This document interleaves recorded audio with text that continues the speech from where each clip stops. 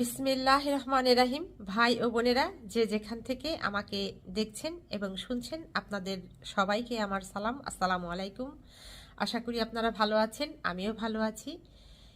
কিছুক্ষণ আগেই কাজ শেষ করে বাসায় চলে এসেছি। সাধারণত আমি কাজ শেষ করবার পর রাস্তা দিয়ে হেঁটে হেঁটে যখন বাসাতে রওনা হই, তখন ওই রাস্তায় হাঁটি আর আপনাদের সাথে কথা বলি। কিন্তু আজ সেই সাহসটি আমার হয়নি, কিংবা আমি সেই সাহসটি করিনি এজন্য যে লন্ডনে এই মুহূর্তে তাপমাত্রা আছে 8 ডিগ্রি সেলসিয়াস এবং সেটা অনুভব হচ্ছে 7 ডিগ্রি সেলসিয়াসের মতো। আর শরীরও তেমন একটা ভালো নেই, যে কারণে বাহিরে কথা না বলে ঘরেই চলে এসেছি। তো যা হোক, আজ যে ব্যক্তিকে নিয়ে আপনাদের সাথে কথা বলতে চাচ্ছি তিনি হচ্ছেন ডক্টর ফেরদৌস খন্দকার। বাংলাদেশে এই ডক্টর ফেরদৌস খন্দকারের বাড়ি হচ্ছে কুমিল্লা জেলাতে এবং তিনি পড়াশোনা করেছেন চট্টগ্রাম মেডিকেল কলেজে। এরপর ওখানে পড়াশোনা শেষ করে চলে গিয়েছিলেন যুক্তরাষ্ট্রে। তিনি বর্তমানে যুক্তরাষ্ট্রের নিউ ইয়র্কে যে একটি হাসপাতাল আছে, মাউন্ট সিনাই হাসপাতাল, ওই হাসপাতালের তিনি সুপরিচিত মেডিসিন বিশেষজ্ঞ ছিলেন। তো তাকে নিয়েই আজ আমার কথা থাকছে।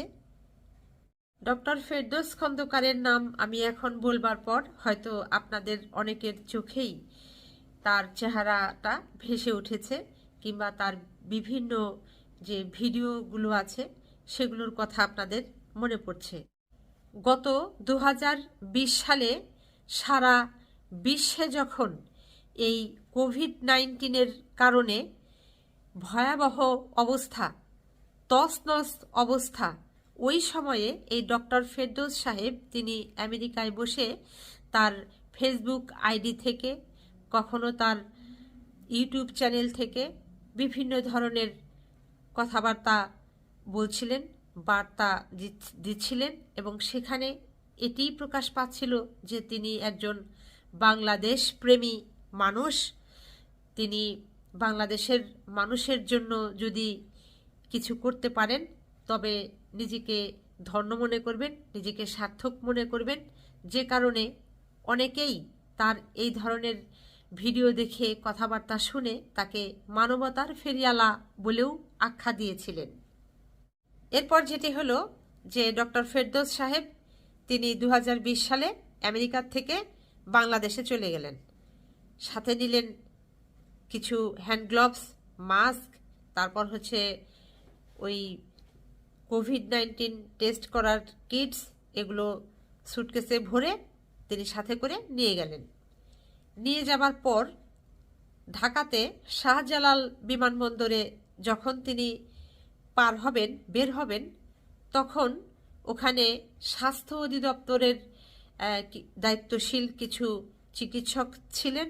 তারা তার এই কোভিড টেস্ট করে এবং কোভিড টেস্ট করে ধরা পড়ে যে তার বডিতে কোভিড পজিটিভ।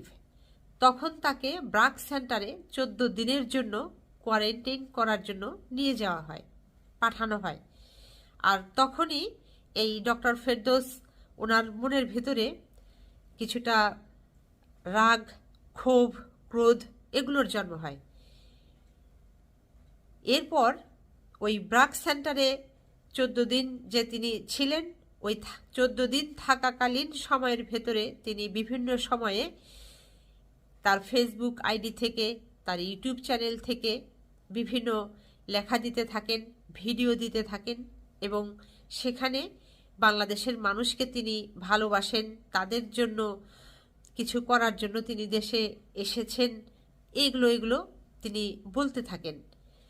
এরপরে এক পর্যায়ে তিনি এটিও বলেন, ফেসবুকে লিখেন এবং তার ইউটিউব চ্যানেলে এসে ভিডিও করে তিনি বলেন যে তিনি যখন বাংলাদেশের চট্টগ্রামের মেডিকেল কলেজের ছাত্র ছিলেন, ওই ছাত্র থাকাকালীন সময়ে ওখানে তিনি ছাত্রলীগের একজন সক্রিয় কর্মী ছিলেন।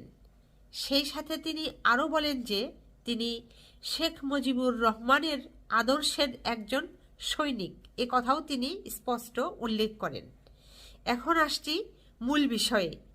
এখন একটা বিষয় আপনারা যদি একটু খেয়াল করেন তাহলে দেখবেন যে এই ডক্টর ফেরদৌস খন্দকারের কিন্তু ফেসবুক বলেন কিংবা ইউটিউব বলেন তেমন একটা আনাগোনা নেই। তাহলে হঠাৎ করে এই মুজিব আদর্শের সৈনিক, তারপর হচ্ছে চট্টগ্রাম মেডিকেল কলেজের ছাত্রলীগের সাবেক সক্রিয় কর্মী, করোনা যোদ্ধা, তিনি আমেরিকায় এখন নীরব কেন? কারণ হচ্ছে যেটি বিভিন্ন সংবাদপত্রের মাধ্যমে পড়ে জানতে পারলাম যে তিনি নীরব এজন্য যে সম্প্রতি এই ডাক্তার ফেরদৌস খন্দকার তিনি যুক্তরাষ্ট্রের কোনো আদালতে একটি মুচলেকা দিয়েছেন এই মর্মে যে তিনি আর কোনোদিন কখনো ডাক্তারি পেশায় নিয়োজিত হবেন না এবং এই কাজ তিনি করবেন না। সেই সাথে সংবাদপত্রগুলোতে এই ডক্টর ফেরদৌস সম্পর্কে যে তথ্যগুলো পরিবেশন করা হয়েছে সেই তথ্যগুলো হচ্ছে এরকম, সংবাদগুলো হচ্ছে এরকম যে ডক্টর ফেরদৌস খন্দকার তিনি আমেরিকায় যে হাসপাতালে কাজ করতেন, যে হাসপাতালে তিনি এই ডাক্তারি পেশায় নিয়োজিত ছিলেন, সেখানে কিছু ফিমেল পেশেন্টদের সাথে অনৈতিক কাজ করেছেন।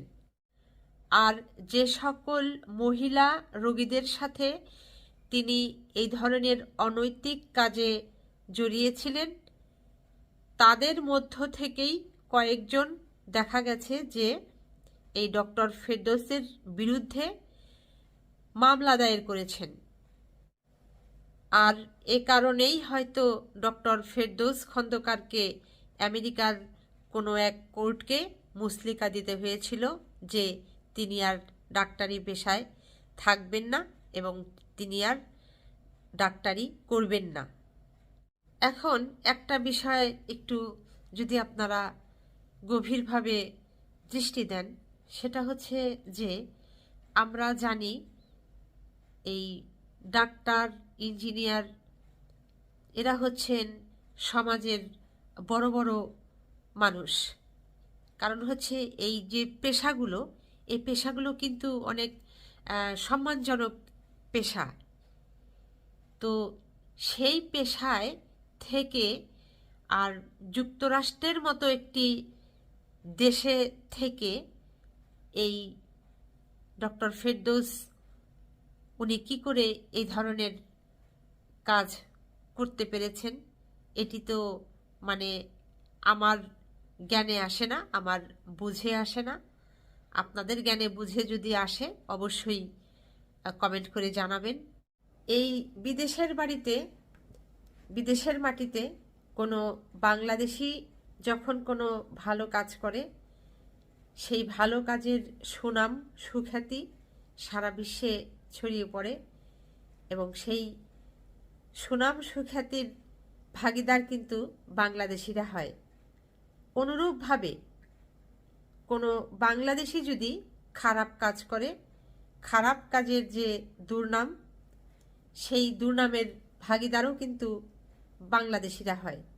যা হোক, সবশেষে বলতে চাই যে আল্লাহর বিধান মেনে যদি সবাই চলেন, এ জীবন চলার পথে হয়তো এই ধরনের সমস্যাগুলো আর মোকাবেলা করতে হবে না। আজ এখানেই শেষ করব। সবাই ভালো থাকবেন, সুস্থ থাকবেন এবং আমার জন্য দোয়া করবেন। আমার এই চ্যানেলটিতে লাইক, কমেন্ট, শেয়ার এবং সাবস্ক্রাইব করবেন। আসসালামু আলাইকুম, আল্লাহ হাফেজ।